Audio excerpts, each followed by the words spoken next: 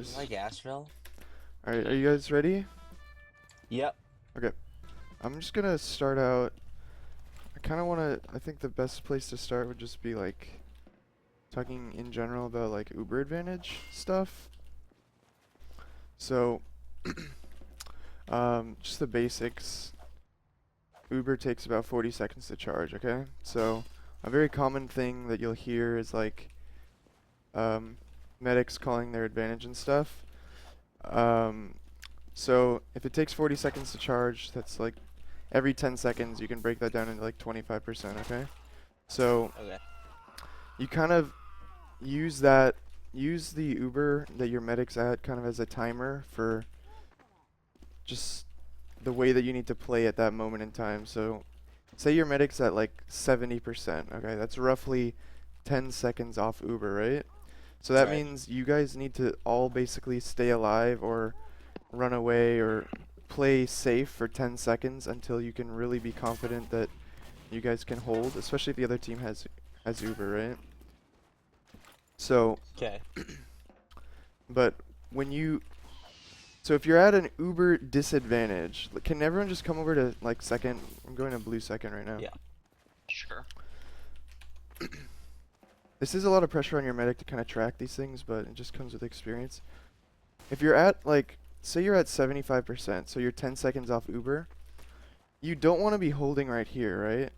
Because they can just flood in and just rush you and kill you in those 10 seconds. You're better off everyone just playing at mid-range. You want to play at a range where you can react to what the other team is doing. So you're vulnerable for 10 seconds, or say you're vulnerable for 20 seconds or even like 30 seconds, you know? You need to play at a range that's appropriate for that. So if you're vulnerable for like 1 second, maybe you can risk coming up here, you know? It's not a big deal. But if you're vulnerable for like any more than 10 seconds, you want to play at a range like this where you can see them when they're entering the area from there, and then you can start retreating. They call it kiting, basically. It's like a MMO term or whatever. But you just kind of you play your distance and your spacing based on like how vulnerable you are, or whatever. So say we're holding right here at 75%.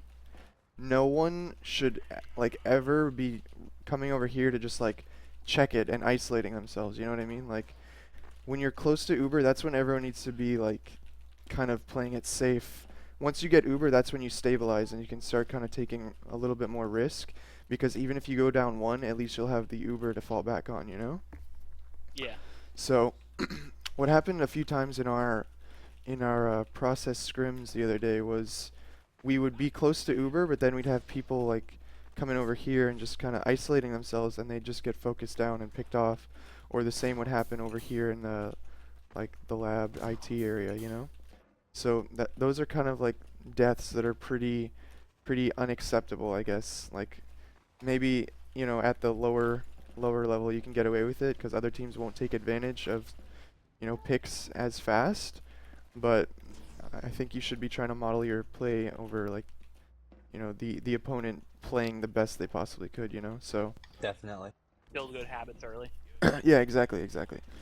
So that's just kind of in general how you want to play around the Uber. So if you're at a disadvantage, everyone should be gathering as much information as they can, but not risking their life for it.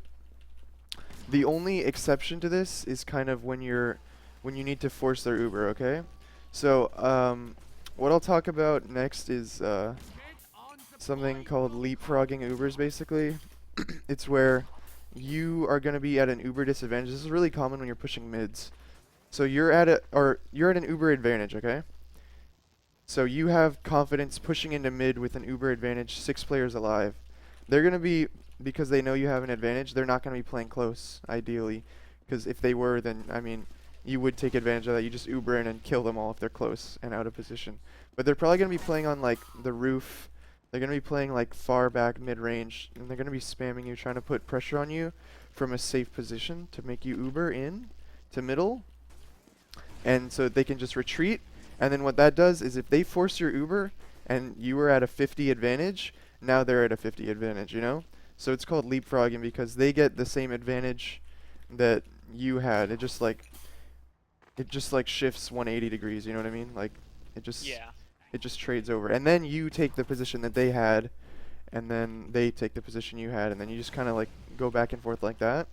And when you're in those kinds of situations, basically everyone who dies, like if you lose a player, you kind of lose. You lose the leapfrog because the ideal like outcome is you can give up mid if you're at a disadvantage, but you first of all you need to force their Uber and you need to not lose anyone because if you lose someone, then you're not just waiting on an Uber advantage, like a percentage advantage, you're also waiting on a spawn.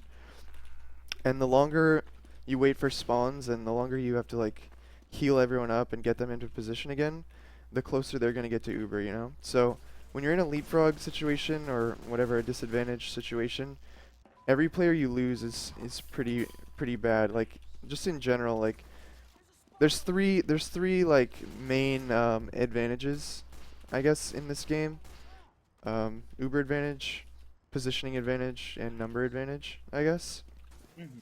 There are a few other like, damage health advantages, but in general you'll be like focusing in on calling number advantages, Uber advantages, and positioning advantages. Um, so yeah, basically just going back to like what I was talking about, the leapfrogging stuff. If you if you are able to force their Uber just as a team, like you guys need to play. You can work off each other's damage, you know. So say the other team is approaching through choke and they have Uber, you can, if everyone's attacking them from mid range or long range, well, I guess mid range is ideal.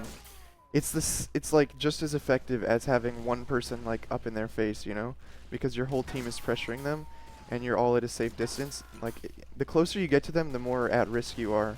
That's how it. That's how you guys all need to be thinking about like Ubers. The closer you are, the more dangerous it is, basically, until like Yeah. their Uber is out of play or like used. So just try and be disciplined, you know. When the Uber disadvantage is called, that's when the other team is already at an advantage, so if you die, you're giving them an even bigger advantage. Just that's basically the simplest way to put it for all this. Like I don't imagine you guys are going to like master this, but that's like the simplest rule I can give you guys. If you're at an Uber disadvantage, don't die because that will give them a number advantage as well, okay? Got it. Um what else is there that we can talk about in terms of Uber? Well, I have kind of Yeah. it's probably going to be a hard question to answer, but Yeah, like, ask so any let's say we question. pop in, right? Where do we want to position ourselves, like, around whoever's Ubered? Like, how do we want to, Yeah, if we're that's a good question. coordinated? Okay. So Uber pushing, you kind of do want to have like within your team, you want it to be kind of designated who's taking the Ubers. So for most teams, the pocket is going to be like the most like the driving force behind all your pushes. So he will usually be involved in your pushes. There will be times when you'll want to like plan out beforehand when like you think certain points are better for pushing with like a demo instead. But generally, what I find to be the most effective like pushing force is going to be a heavy class, so either the pocket soldier or the Demoman and a scout.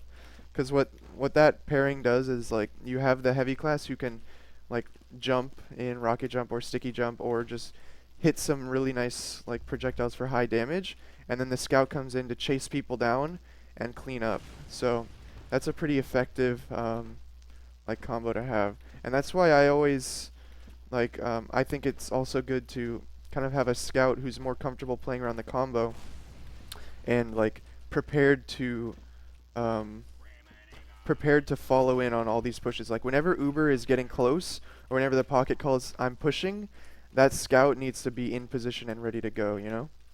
But one issue that I also noticed in the scrims that we played was whenever we'd be Ubering, four people would be following in like right in the same choke. And that makes it problematic for the medic because another way that Uber works is the more people that you flash with the Uber, the quicker your Uber drains. So to have the longest Uber possible, you'd ideally Uber one person. You don't need to solo Uber every time. That's what it's called, solo Ubering, if you Uber one person. But keeping it around two people is probably best for just a push.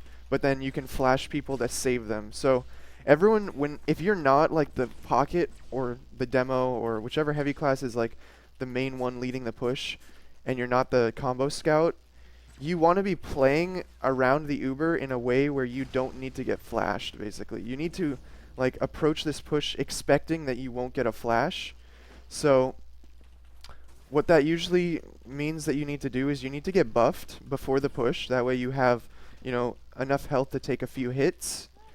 And you also need to kind of play your spacing around your combo. Kind of let your combo clear the room for you and then follow in on the room that they give you, or find like an open flank route or something and take room that way instead of just following in and like swarming around your combo, because that makes it hell for your medic, honestly, and it makes your Ubers weaker because you'd have to get flashed. So say we're pushing this choke, like everyone come here into the second now. If I'm gonna Uber the pocket and the scout, and say I'm like, yeah, Codex, I want you to just like follow behind me, but like, see, you're too close. I want you to follow at like a distance where if someone rushed me as the medic, you wouldn't be like in his face. You'd be able to use the Uber, the combo, as kind of like a buffer, So say you were back here in yard. If the Uber is here, you'd be safe at like right here, You Okay. don't want to be like right next to the medic, because say any spam comes to the medic, that's more damage you're gonna take. But then once the combo, like it's kind of like you're being the medic. Like the medic, he plays at a distance behind his pocket or his scout because he doesn't want to take all the same damage, and he wants to like use the heal target as kind of like a body block. He wants to dodge around the person he's healing, and you kind of want to do the same on all your pushes if you're not getting Ubered. So you want to use your combo as bait, kind of, and like use them as a body block, because you can deal like plenty of damage from mid range as a demo. You're fine at that range. As a pocket, you kind of do need to be leading because your rockets are much more effective at close range, and you like have to hit directs and like splash. But as a demo, you can hit people on the roof from way back here, So you're Yeah. fine.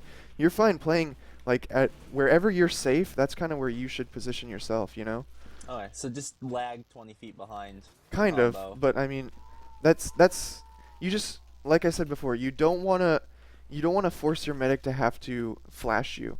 But Right. the thing that I could see a lot of people messing this up is they just sit here. Your combo's pushing into mid. You don't want to just sit here and like isolate yourself, because if someone slips Right. past your combo, they're gonna kill you easily. You do want to be close enough to your medic where if someone comes and tries to fight you, you can get a flash, but you don't want to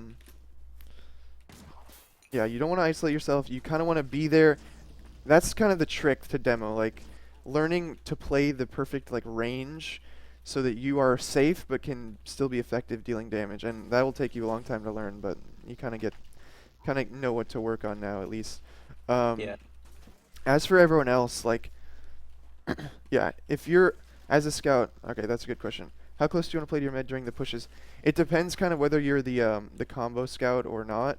I don't want you guys to like think that roles are this strict, but it might be something good to practice when you're first starting out, is kind of having kind of like the combo and then the flank. So I kind of mentioned this before, but like the roamer and one scout need to be like playing really like in sync, like coordinating with each other, because say your roamer is up here, I'm up here on bats now, like say your roamer's up here and he sees the scout pushing him, you don't want him to be fighting a 1v1, You don't ever want any fight to come down to a 1v1. First of all, everyone should ask for help. Like if you're in a fight, you need to get comfortable speaking and saying help me, or say what's happening, or say, anything like that. You don't necessarily need to say help me, but if you call there's a scout pushing me, everyone else on the team should interpret that as, okay, I'm going to go help this guy, That's like another very important thing, is not only are calls important, but listening is extremely important as well. Everyone needs to like respond to the calls that are being made. So yeah, so I was saying on the flank, like kind of the roamer and scout are going to have to like really work on their chemistry together, cuz what you can do as a roamer and scout is like if someone overextends for like even a second, Like say your roamer and scout are like holding right here, and a scout on the other team's like, I'm gonna go check out what's over here, and he comes this far. If he eats like one rocket and a couple scatters, he's dead, you know? So if you guys are in sync, like that kind of shows you the power of 2v1s, you know? Because if that was a 1v1, anything could happen. But if you have a scout and a soldier here, they can pretty much destroy anyone who's alone and overextending. But that kind of, you know, this can get kind of complicated, and you do have to feel it out. But this scout and, yeah, you don't need better DM if you stick to a buddy system. Exactly.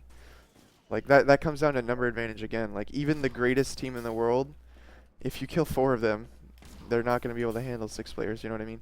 So the roamer and scout can be the ones to go for big plays. You know, like if you have a lot of room here and you guys are well coordinated, you can like push up aggressively and try and pick people off, and you know, use that to make room for your combo. So something I can talk about in terms of like cohesion of the team, like the combo and how the combo and the flank works together, is that if your flank players get a pick, what that pick does is it makes the other team, say that the other team's holding mid here, it makes them have to like reposition themselves and fill in the gap that was created by that pick, you know? So normally you'd have like, say this is the flank, you'd have a roamer maybe and a scout kind of watching this, or the roamer plays on the roof, the scout watches this. That roamer who sits here on the roof, he can focus all his spam on choke, and then the scout can watch this and call this, right? But if you kill this scout, now this roamer has to worry about watching this, and that takes some of his spam off of choke, or it makes him like have to split his attention between 2 spots, you know? So if you can like force them to, that's just like a way you can make people feel pressure, is that they have to start juggling more and more threats, and like they have to start like making those kinds of like micro decisions, like do I spam this spot or do I spam this spot? Do I watch this side or do I watch this side? Like once you start making the other team have to make those kinds of decisions, that's when you start like forcing them to make mistakes, you know? So if you can get that one pick, that doesn't just mean, okay, now flood through the flank. What that does is it makes your entire team have like a slightly easier time pushing mid. So say you kill that scout, now the roamer can't spam you there, or he can't be set up to bomb your medic because now he has to dedicate himself to watching the flank. You see? So like every pick that you make, it frees up something for your team. Somewhere like something is easier to push, basically.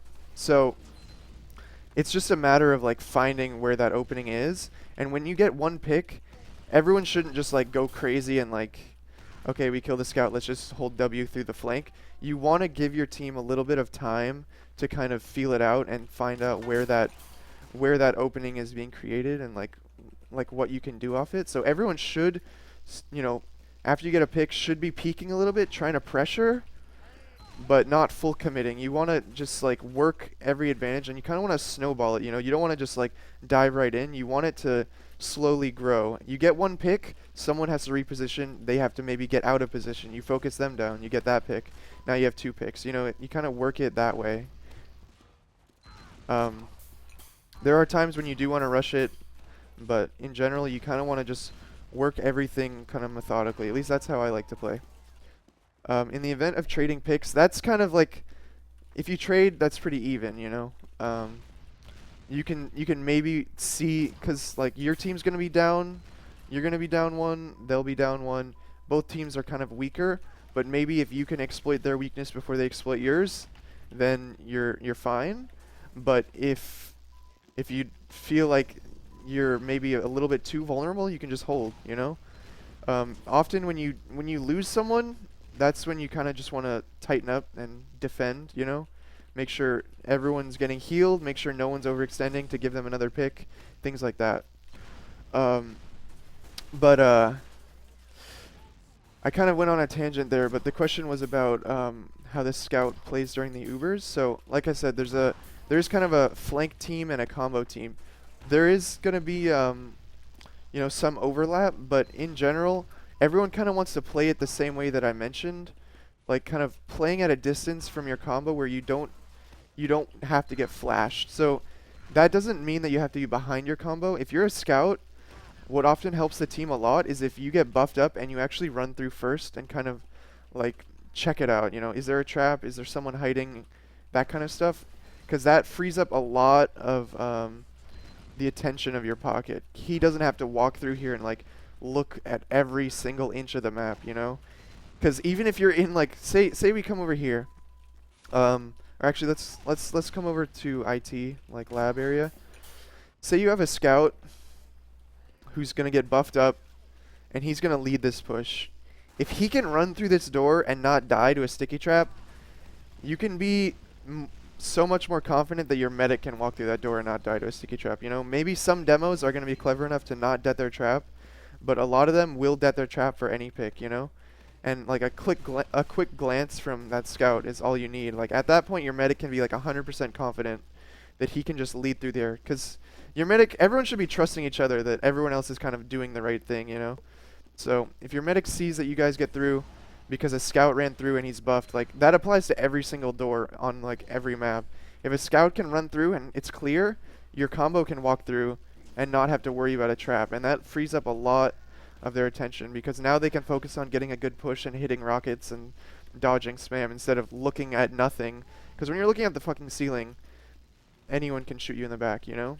So having a scout run through, you just like, it frees up a lot of the pressure on your combo. So that's one thing that the combo scout should do, but I just want to be careful. Like, that doesn't mean you have free reign to just get buffed up and just start holding W through every doorway to kind of like just check, okay, all those doors are clear. You want to like do it methodically, you know, take it one room at a time, one door at a time. So you buff a scout, he runs through here, okay, you secure this room. He waits, then you buff him again, maybe he leads through this one, checks it out. Maybe he has to back up, but at least he knows that's clear. You know, you do it methodically, you always move as a team. And how that would apply to like going through a choke is often what happens if you're pushing into a defending team, they're going to have a soldier like kind of set up to bomb your medic, and what you like, all you need to do really as a scout is just get through and then sort of like dance around, you know, jump, dodge, maybe jump on an object. This is kind of what I do a lot, is I lead the push and I get in, and then that creates space for the team, because I'm kind of in there pulling like rockets my way, people are shooting at me, and that's less spam onto the combo. But I don't like overextend. I kind of like secure like a little bit of ground, you know. Maybe I jump on this rock and then start like dancing around. That means my combo can move up at least as far as I am, you know, and be there safely. And then my medic links back up with me, heals me. Maybe I jump on the roof now. Now they can be confident pushing at least up to the roof. So that's kind of like how your combo can move as a unit, you know. And that way no one's like overextending. That's like the hard part about playing scout, is like it's so easy to overextend.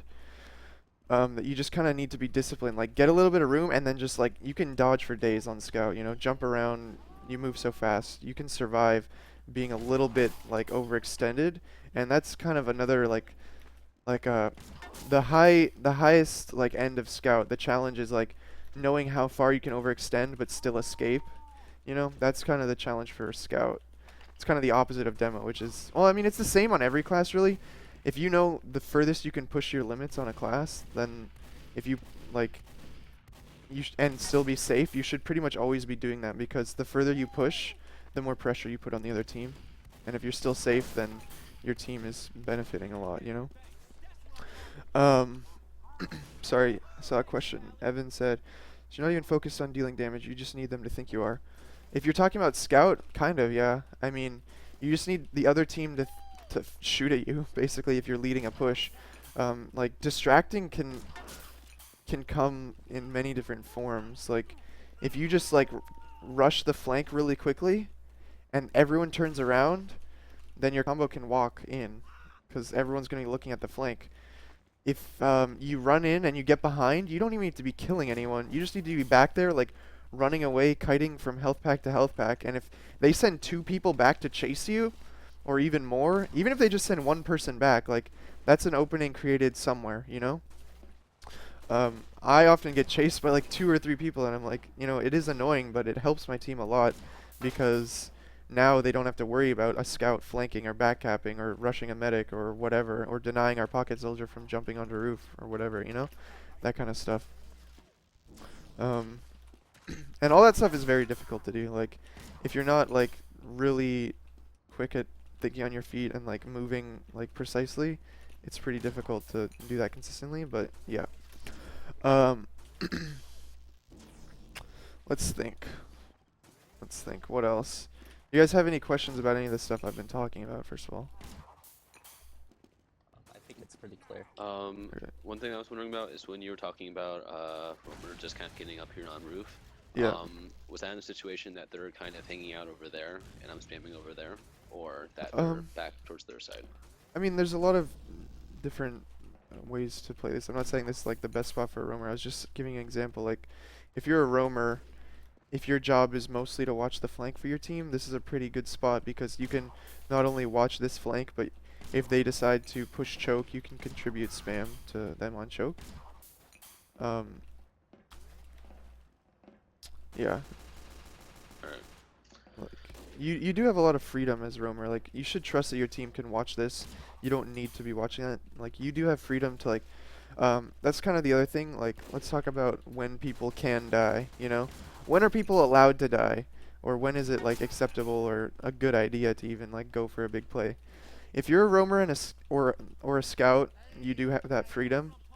I don't want to say, like, a demo and pocket don't, like, have times when they can die, but in general, medic, I play extremely, like, safe and selfish. Like, I will never, like, as a medic, you shouldn't put yourself in a position just because your team's like overextended or in the riskiest spot ever doesn't mean it's smart for the medic to go there. So in general, the medic, when I play medic, I don't like to do that. If I see my entire team push through choke, but there's like 1,000 rockets and stickies flying at choke, I'm not gonna follow them. Like, honestly, I'm just gonna run away because it'd be a waste to push that because I'm just gonna have to pop Uber and the push is gonna fail and then it's all gonna fall apart. As a demo, I kind of play the same way. Like, the medic and demo are the two that need to play the most selfish, in my opinion, because they're like the most like powerful classes. You know, sticky traps, damage from demo, and then medic. Like, those are the two most essential parts of any team. So I'd say demo and medic need to play the most selfish, or like just mastering that kind of spacing so that they can contribute to the team but not be overextended and die. And they always need to be thinking ahead. The demo and medic always need to be thinking ahead, like, how can I escape this? How can I be involved in this? And if it fails, how can I escape? But as for scout and soldiers, as a scout, you have a lot of freedom to pick your fights, you know? So, like, you can move so fast that you can get in and out of situations so quickly that you can kind of, like, push people and then just run away. You know, if they give you the opening, you commit to it, but if they don't, then you just run away. So as a scout, you can kind of poke a lot like that, but it would take a lot of practice and failing a lot to kind of realize where the line is drawn. But say you're pushing into lab here, into IT, and you're a scout, and there's a soldier sitting right here. You can see him from a mile away. You know, like, his rockets from this range are going to do maybe 50 damage at most. Assuming you can dodge and not get directed, you can kind of like, you can push up as far as this and like challenge him and then just back up.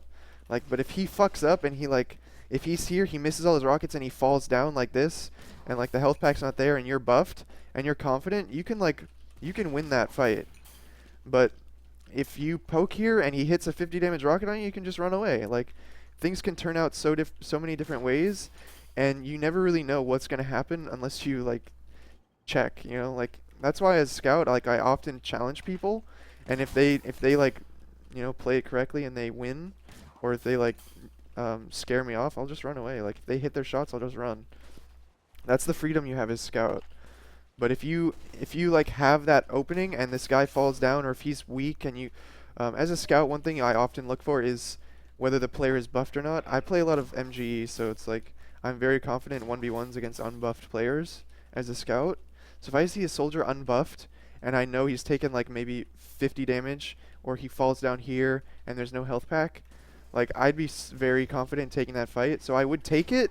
I could die, but it was worth it in my opinion, because your team can play around being down one. Like, you have that freedom, and that's often what will open up pushes for your team. So I don't want you guys all to think like there's never a time you can die, because you have to take some risks in order to open up a push for your team, like you have to try and get a pick somewhere. So a scout can take a 1v1 if he's confident, if it's like a high percentage play, or if he has, even better, it'd be a 2v1, like both scouts get buffed up and then peek this, and then the soldier's out of position, you just kill him real quick, or the soldier and the scout coordinate for that, you know? That's kind of how you open up pushes, and it's worth it to like take those risks, in my opinion, if it's a high percentage. Like if it's, I don't know, it should make sense that you can win it. If you see a combo here, you're probably not going to be able to get through that, you know? Like you don't want to just hold W all the way through. If you're a scout and you're pushing this and it's like clear, there's no one here, maybe now you have a little bit of freedom to like push all the way up here and like peek this a little bit. And if no one's going to stop you here, then you have the freedom to sneak around behind here, and then suddenly you're in position to like force their medic, you know? That's why as a scout, like you always want to check what the other team isn't watching, because that can give you a huge opening. I mean, it applies to roamer as well. Scout and roamer, you like have that freedom to go for plays. If they give you an opening, you should take it, okay? But also just think about like what the roles on the team are. If you have one scout and one roamer who you know are big playmakers, who you know have that freedom, and you like have designated them as like, you know, the playmakers, the ones who are going to open up a push, then everyone else on the team needs to play around that. Like if you know the scout and soldier are liable to die at any moment, then your other scout and your pocket, like they need to know that they can't just die at any moment. And if they're going to, they need to call it, so that the people that are liable to die at any moment are not going to die at any moment. You know, that's the thing. Like everyone has the freedom to go for a play, but there are people that you should expect to go for plays more often. And if that's not going to be the case, like if someone else is going to go for a play, they need to call it, and everyone needs to adjust. That's basically it. Everyone can do anything they want as long as they call it and your team plays around it. That's the thing about like 6v6 is like everyone has that freedom. Like So, for instance, maybe in a scenario where our pocket decides to make a bomb, or like you Yeah. just go for some random play, maybe I would rotate around with the combo. Yeah, just to exactly. make sure that's covered. Exactly. That's like a classic example. Like your pocket soldier, say you're walking up to choke on mid, their medic's slightly overextended, you don't have the time for your roamer to get buffed up and be in position. If your pocket sees that opening and the medic is like right here in the prime position to get bombed, he should go for it, you know? He should be able to take advantage of that opening. And then everyone else just plays off of that, plays around that. They shift over, they fill in the gap, whatever. They don't die because they know someone's going for a play already. The question was, ideally you want to trade assuming you're forced to when you're pushing rather than holding. Yeah, I guess, but your team can play around being one down, like no matter whether you're holding or pushing, I guess. But I don't know. The game kind of flows pretty dynamically. You can kind of be, I don't know. You have to get comfortable just shifting and playing around different number advantages and disadvantages, which you'll only get used to with experience. So being down one, it's holdable in my opinion. I was very comfortable holding as a demo, especially because like a sticky trap is basically, in a way, it's like another player or whatever. It like holds a spot. The spam that you have on demo, like you can hold multiple spots. So say you have a trap on like sewer and choke, like you can spread your stickies around. So say you can fully cover sewer with a sticky trap and then like, you know, 1/3 cover choke with a sticky trap, the same trap, and then you spam grenades. Now you have choke like held like 80% and then a little bit more spam. So as a demo you can hold multiple angles. It's just like a matter of like directing your spam properly. If you're down one, you know, the demo kind of does have that responsibility of like providing like the accurate spam to kind of equalize that number disadvantage, you know. But other things to talk about. Real quick, I was just Yeah. wondering if there's any advice you could give me as far as staying alive as demo, because in competitive, they're really gunning for me, you know? Here, I'm gonna switch to demo here. Fuck my previous life. It's now 34 minutes. This is good. Alright. I'm coming to mid. So, this is like one of my biggest pieces of advice. Not only like I said before, spacing yourself like to use your combo kind of as a meat shield, but here's like one of the simplest things you can do. Every time you peek a corner, throw a sticky, because there could be someone hiding right here waiting to rush you. You have that sticky and you use that kind of as a space buffer, you know? If someone rushes you, they're gonna have to eat the sticky, you know? So I do that like constantly. You shoot a sticky, you reload it, or you peek. Maybe if you know someone's around that corner, you start like edging them out with the stickies. Like you start building like you start like kind of choking them in, you know, push the stickies closer and closer to them. But you always like have a sticky down to like protect yourself, and you can play around that, like use that kind of as the shield. So say you throw a sticky here, then you peek the corner, there's a scout, he pushes you, you hit him with a sticky, then you pipe him, you know? It gives you more time to like defend yourself. And you do that, like I do that on everything. You're clearing sticky traps and you're defending yourself against people rushing. So like I check this corner, I'll check this corner, I'll like throw a sticky in that corner, I'm reloading, I'm checking this, I'm throwing a sticky here, checking this, checking this, checking this, like constantly doing that and clearing it so that I can like just be confident pushing it, and then like once you see them and you're engaged in like a real fight, you're not getting surprised by Should like I, it's more in straightforward. general, back out of 1v1s if at all possible? Or? Yeah, like pretty much Okay. everyone should. I don't know, if you're forced into a 1v1, I mean take it and be confident winning it, but you don't want to like see someone be like, I'm just gonna go 1v1 this guy, unless you're a crazy beast. Okay. You know, if someone's out of position, like that's when you can justify taking 1v1s as a demo. Like if someone's out of position, like if you can edge them out with stickies, like I was saying before, like say someone's weak right here, and you know you can deny them from getting the health pack, and then start like cornering them with stickies, like take that fight. You have a slight height advantage here. You know, you have these corners that you can like just blast them at, stuff like that. Like you just have to play some sort of other advantage. If you're just like out in the open, it's anyone's fight, you know. It's really 50-50, and I would try and avoid those kinds of fights if at all possible. All right. Other ways to defend yourself is just like ammo management, you know, like stickies are definitely the most consistent way to deal damage. So having your stickies loaded is probably the priority. I like to switch back and forth all the time, but like well, it seems applicable Highlander, but less focused. Yeah, pretty much. It's definitely like, I mean, I learned this all from 6v6, so there's probably some variation in Highlander. Because the difference in Highlander is that, like, I don't know. The thing I struggle with in Highlander is that not every class can follow up on calls. Like, if your scout's dead and you're like a demo trying to play aggressive, like, your spy's not going to follow up on your damage, you know what I mean? So that's why it's a bit different. But in 6v6, you have like 2 soldiers and 2 scouts. Everyone can kind of follow up on calls. When should I be switching to pipes generally? Like, is there a hard and fast rule for that? Or should I, 'cause There's I no mean, rule. I'm kind of still used to sticky spam, but I'm trying to diversify with pipes more. But like, it's kind of hard to know. Sometimes sometimes I'll die in a fight and I'll just feel like I should have switched to pipes earlier, or you know. Yeah, pipes are kind of, it's really hard to explain, I guess, but one thing, okay, here's another tip. You can really manipulate people's movement with stickies. So like, say there's a scout, like say this pyro, I'm 1v1ing this pyro. If I throw a sticky here, he's probably gonna move that way. So I'll aim and like pipe that side, you know what I mean?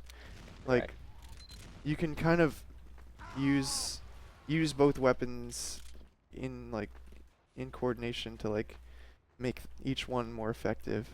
So say like the issue I tend to run into is, you know, the pyro will be there and I'll sticky over there and he'll run to the right and then I'll throw a sticky that way and then he'll dodge again and then it's like, you know, this, and then I'm five stickies in. I've done minimal damage, maybe like 30, 50, 80 at the most. Yeah, well, the thing, I guess one thing to think about when you're choosing which weapon to use is think about the range.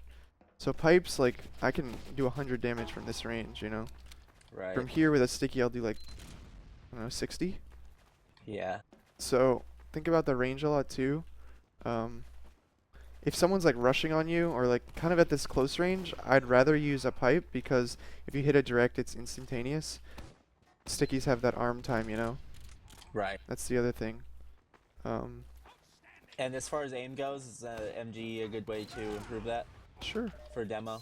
MG, DM, scrims, just playing demo will help you Okay. in general. I don't know. If you're playing MGE as demo though, you want to just make sure you're using both weapons, you know? Like don't Okay. don't be afraid to use stickies because you're playing demo, you're practicing playing demo, you have to use stickies. But also don't go stickies only unless that's what you're practicing. But I like to practice like realistic situations where like a scout's rushing me, so I'll sticky him once and then try and finish him off with a pipe. That way I'm practicing both things. Yeah. Okay, that makes sense. Other things to talk about. Any other things that you guys like based off what I've said so far? Any questions? You covered pretty much everything. Yeah. Yeah. From there, like, I mean, those are kind of like the basic ground rules, I guess. Or like that's kind of like the 6v6 meta, I guess, is playing around those like Uber advantages, number advantages, positioning advantage. I guess that's something I haven't talked about yet. So I'll just briefly talk about that a little bit. So say you're pushing choke right here in a second. The best position that they can be in is like, you know, on top of these high ground spots, because it's very hard to hit them unless you're a demo, you know? Like a rocket, you'd have to hit a crazy direct, and even from this range, it wouldn't do that much damage. So you're kind of forced to close the distance and rocket jump at them, and waste your ammo rocket jumping, waste your health rocket jumping, and then they get to air shot you and deny you and all that good stuff. So positioning advantage in those terms is pretty simple. Like they control the high ground, so they have a positioning advantage. But you can do like pretty simple things to like negate those. Like if you just jump up here, like the height advantage is a lot less. If you can get your demo to spam them off of this, and now they're sitting like on this now, their height advantage is greatly reduced. Or if you get them here, now what this does, like if you can spam them and they're sitting here, like, or if they're holding really passive like this, what that does is it gives you a lot of room. And that's kind of like an aspect of positioning advantage. If they give you this much room, like they're sitting here, it's very hard for them to spam you. So you should take advantage of that and start like pushing up to here, and then rocket jumping to like take these height advantages and then spamming down on them. Like if they give you room, you should take it. Basically, high ground, like if it's like free to take, you should take it. And there's a lot of other like high ground spots you can take that won't necessarily be obvious, but like see where Codex is right now. Like you can jump up here, and this is a pretty good spot for pressuring. Like, and a lot of times in this game, you don't need to like hold a spot, you know? You just need to threaten that you're gonna hold a spot. Like as a scout, you can just push up right here, come onto Spire, and then run away. And they'll like instinctively, all you need them to do is if you're on Spire, you need them to press S once. Like if they press back once, they're suddenly holding this a lot weaker. You know what I mean? Like if you're a soldier and you jump up onto bats here and you jump on this spot and they press S, like if they start backing up because you spam one rocket, you're doing your job because they're starting to give you more and more room. The further they back up, the more room you're making, and then the rest of your team kind of tries to do the same on the other side. Like that's kind of how you push a point. Like if you don't have Uber and it's 6v6 and you're trying to push, that's how you have to win the fight. Like either you isolate someone and you quickly focus them down because they're overextended, but you don't even have to kill anyone to push a point if you play your positioning right, because you can just take some sort of positioning advantage and threaten them, and they back up a little bit, even like 1 or 2 steps, and suddenly you're starting to take control of the area, you know? So that's kind of how you push stuff with a positioning advantage. And you can use positioning advantage in like any fight, like a 1v1. Like if you're a scout and you come through sewer and there's a soldier just sitting here, you have a huge positioning advantage. He has to hit a rocket on you. That means you're more confident and you have the advantage in that fight. Maybe you can like commit to that, you know? So always be on the lookout for those kinds of things.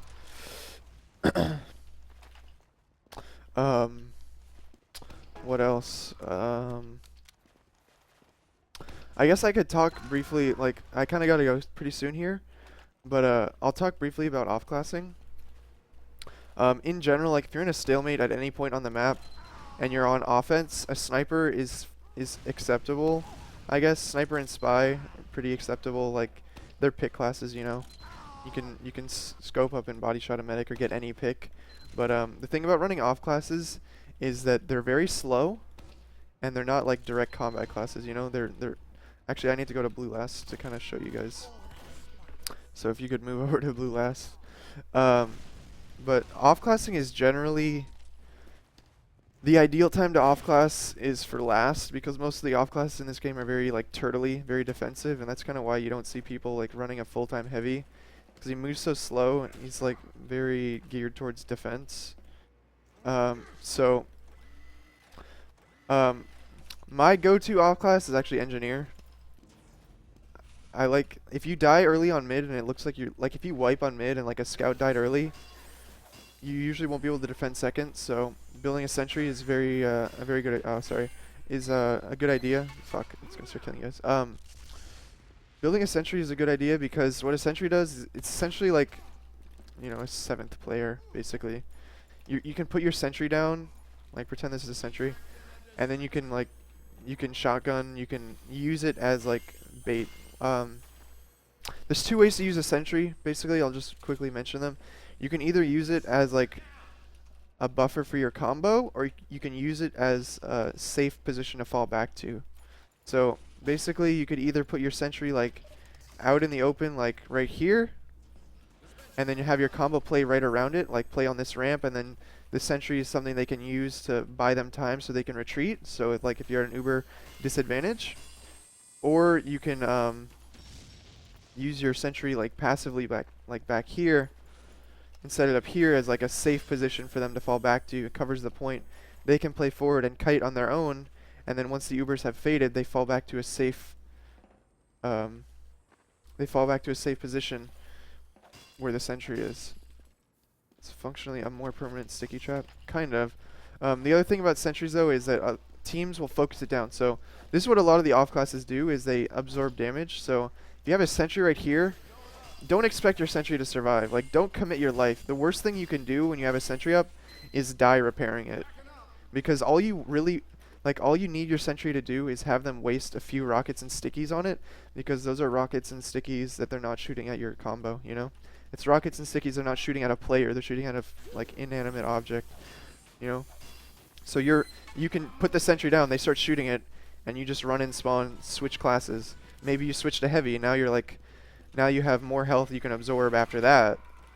Because that's kind of what the heavy does as well, is he absorbs damage. He really is not going to kill anyone. Like if they're Ubering in, he's going to die if he like is overextended. One thing I like to do as heavy is like play near spawn where you can see them coming, and since you move slow, you're kind of close enough to spawn where you can escape into spawn. But they kind of have to focus you. If they Uber and they're on you and you're heavy, don't stand here revved up, you know, because they're just going to have an easier time focusing you. Just jump around, like make them waste their ammo on you. Maybe you can surf away. Maybe you can like sneak past them and meat shot someone with your shotgun. But like the longer you survive as a heavy, if you're going to commit to like wasting their time, the better.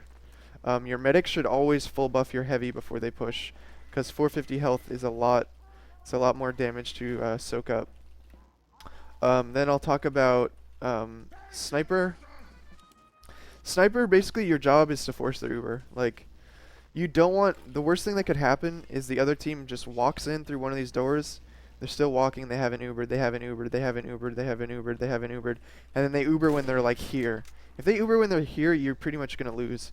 What the sniper does is he like puts a lot of pressure on their medic to be afraid to like milk his Uber, because he can just quickly body shot him and drop him, or pick like a soldier or a demo or someone on their push. So the sniper's job is just to make them force Uber basically. If you're in a safe enough position, you can stay scoped up and like try and get more picks. But once they pop, you've basically done your job, and then you can switch off, because you're most likely not going to snipe anyone once they pop their Uber.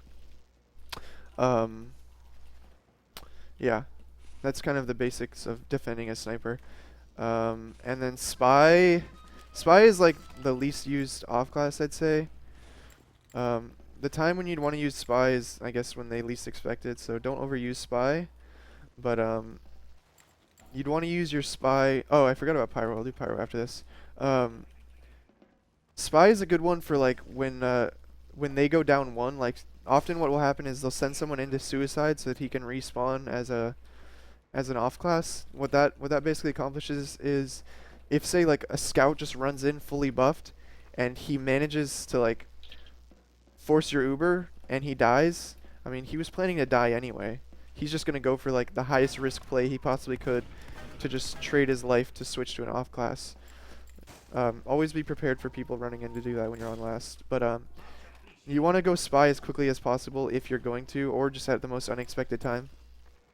Often I'll do it if the other team like has a huge advantage and maybe they're down one, or I think they're gonna like rush their push, and I can like get in position behind them. And ideally, you're gonna stab the medic, right? But honestly, any pick is worth it on spy, because as a spy, you're one of the weakest like direct combat classes, I'd say.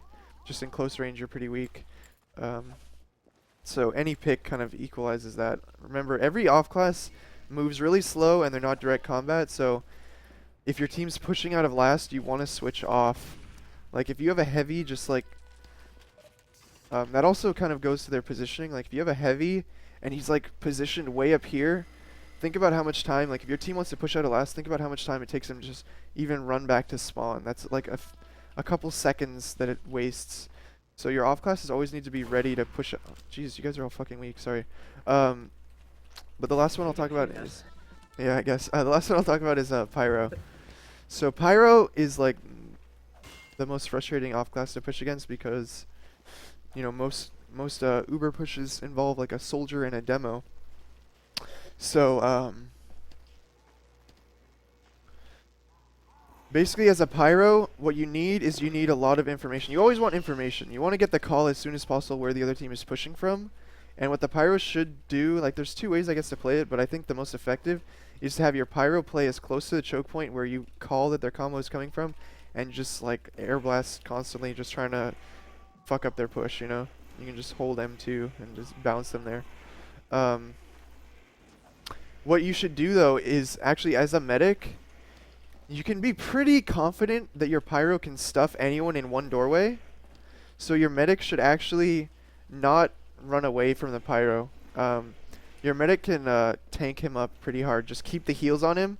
You know, play at the maximum distance, but get the heals on him enough where he can like survive a few more seconds, like air blasting the other team in the chokes. And besides that, the other way to play pyro is to just kind of play passive and near your combo, and if anyone tries to push them, you just, you know, deny them, I guess. But that's not my favorite way of playing pyro, but a lot of people do that nowadays, and it's just as effective and annoying. But yeah, that's kind of the basics of how to like defend last, I guess, with off classes, and also just like sixes meta with like Ubers and advantages. Is there any time Any other you want to question? be off classing aside from last point? I don't know. It's very situational. Sniper is decent for breaking stalemates, you know? Or like if they're pushing into second and they have huge advantage and you have the time and you can get in position to like snipe them, it kind of accomplishes the same thing. They have to Uber as like very early. So you can use that anywhere on the map as a sniper. The other great time to go sniper is if you're in like forward spawn. If you spawn in time to sit in forward spawn, like this map has one of the best ones, because if you spawn at this forward and you're as a sniper, you can just watch the entire choke, and you can often body shot their medic or like force him to Uber very early. Yeah, any other questions? Because I actually have to go pretty soon here. No, not really. I guess I have a couple things to mention from our last scrim on process. Sure. Which is that like when you were talking about how it's good for me to call when I'm engaging after Yes. you roll out. Yeah. Something that I noticed is that the combo, I guess they weren't very quick to kind of assist in that, like start spamming in and, you know, dealing out the damage. So just I guess we could try to get better at that. Just the response time on that. Yeah, following up on that is important. I mean, you should keep doing it so that they can get practice playing around that. It was just one of the most important things for you to do is just make sure you're always calling when you're going, because Here's like a pretty simple rule for that is like call your jumping in 2 seconds, and then everyone pushes when you make that call rather than pushing in 2 seconds, because that way everyone's converging rather than like pushing after you're already in and dead, you know? If that makes sense. Yeah. Yeah. Other than that, yeah, you should just keep up calling that stuff. Everyone should basically call what they're doing. Like, in general, that's like my 2 biggest piece of advice besides like strategy and stuff is like everyone call what you're doing, and everyone get healed before you do anything. That will like greatly improve your team cohesion and your success in fights. So, yeah, that's like the simplest way to put it, I guess. Any other questions? Pretty good. Alright. That's, yeah, it's Sweet. good.